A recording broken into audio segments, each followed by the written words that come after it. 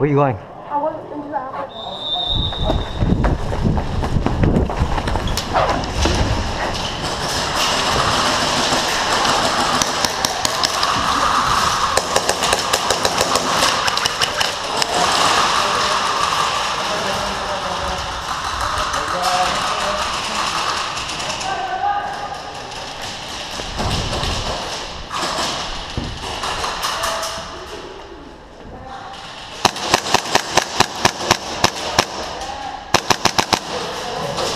Do it!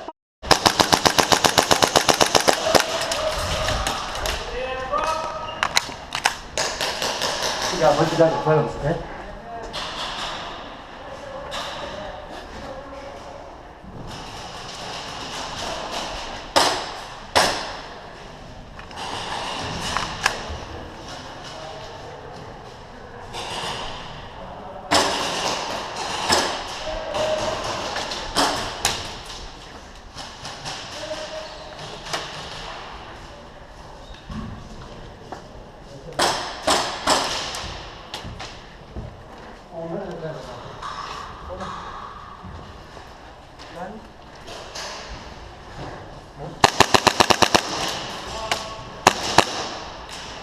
He's out, Eric. The guy in front of you, straight ahead.